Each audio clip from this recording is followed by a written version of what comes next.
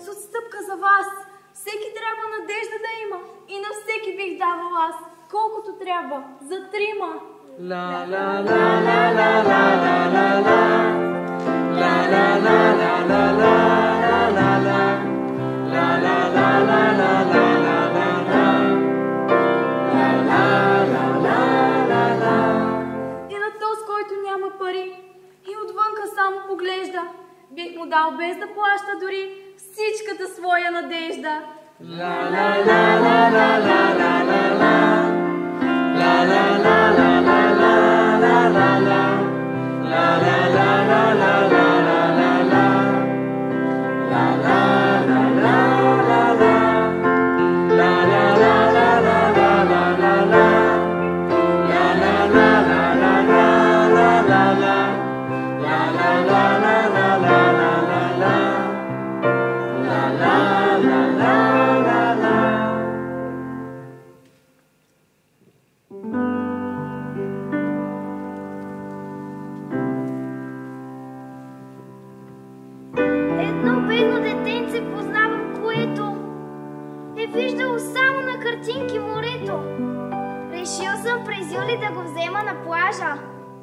И гледай морето, така ще му кажа. Но страх ме, че когато го види, наоколо ще останат само пясък и миди. Защото с очите си момченцето зная, ще изпие морето от края до края.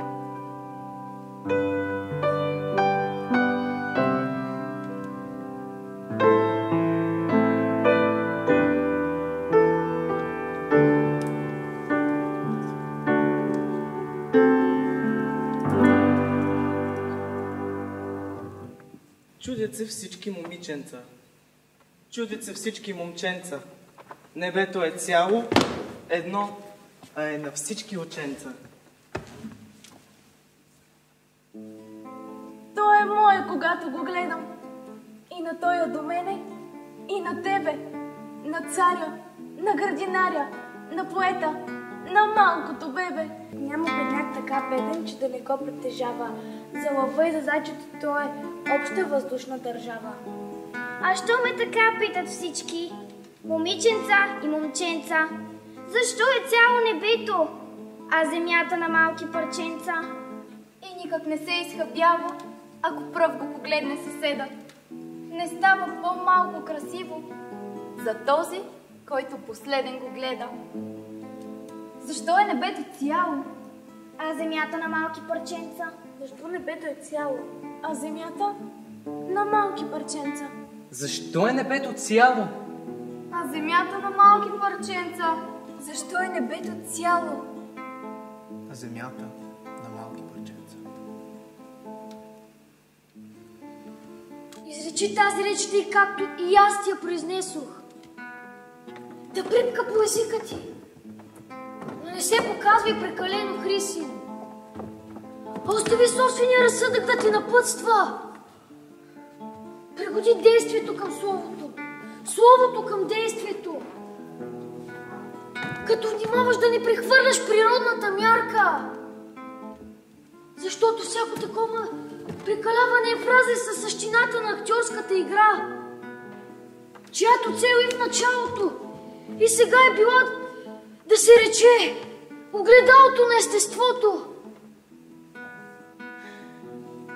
Да покаже добродетелта и чертите на омерзението,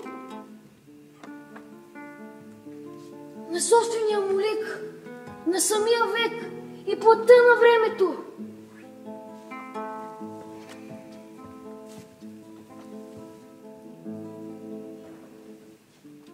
На неговия верен образ и портрет.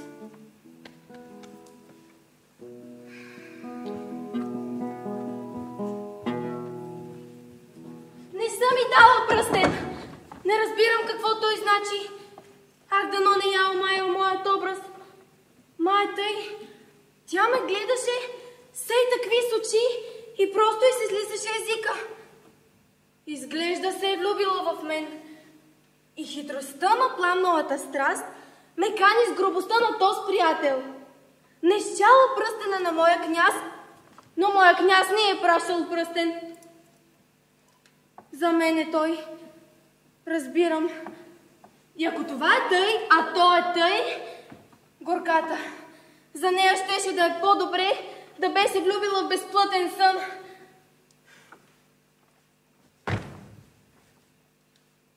О, външност! Днес разбирам как с теб лукавия подмамва нас, глупачки. И как, без страх, двуличните красавци успяват своя лик да отпечатат във восъка на женските сърца. О, клети, ние сме... Създадени сме слаби. Но що да правим, като сме такива? Не виждам изход. Моят господар влюбен е в нея. Аз, природно чудо, увлечена съм в него. А тя, измамена, пламнала по мен. И няма как, доколкото съм мъж, на княза случаят е безнадежден, доколкото обратно съм жена, графинята на празно ще въздиша. Ох, елай, помогни ми бъден ден! Този възел твърде стегнат е за мен.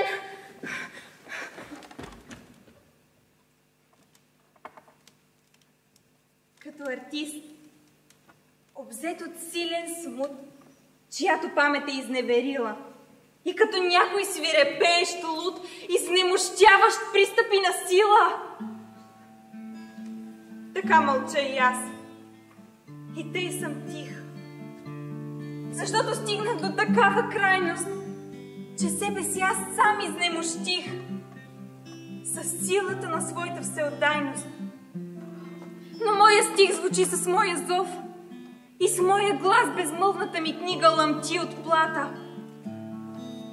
Моли за любов и от езика повече постига. Чуй обичта ми ти и се учи да слушаш моя тъжен глас с очи.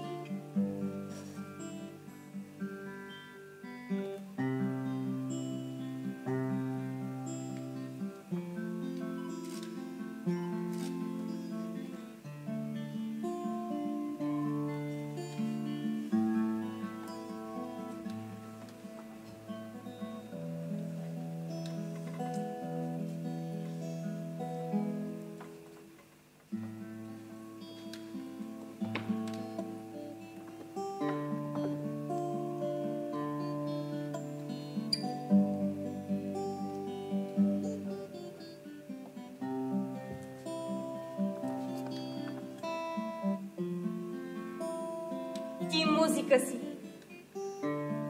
Но защо тогава приемаш с болка всеки пеещ звук? Защо обичаш мъката с такава любов и радост, като никой друг? И от какво е тази скръб? Не е ли от той, че всеки път долавяш как стройно съгласуваните трели с укор към самотността звучат? Виж струните, как в хор, една след друга, запяват дружно в съгласуван тон и сякаш пеят син, баща, съпруга, щастливо съчетани в унисон. И те ти казват в общ, единствен звук, че с теб не пее тука никой друг.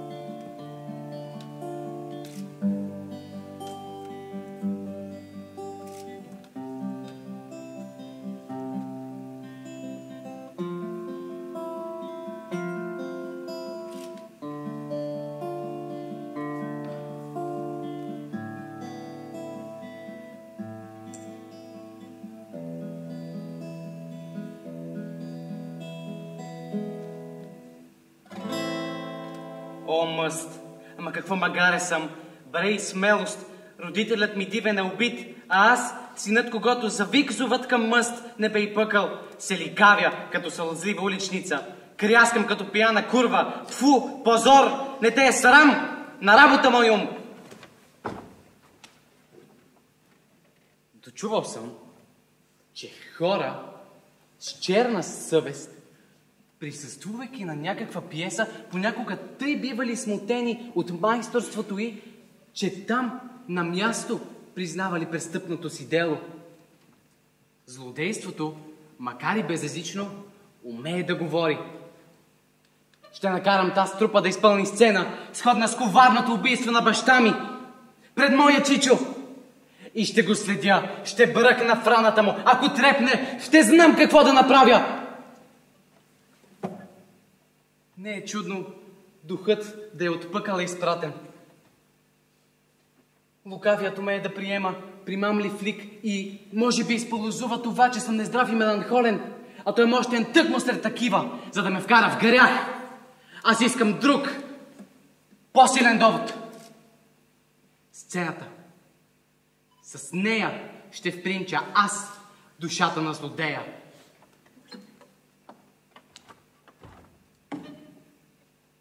Сцената. С нея ще впринча аз душата на злодея.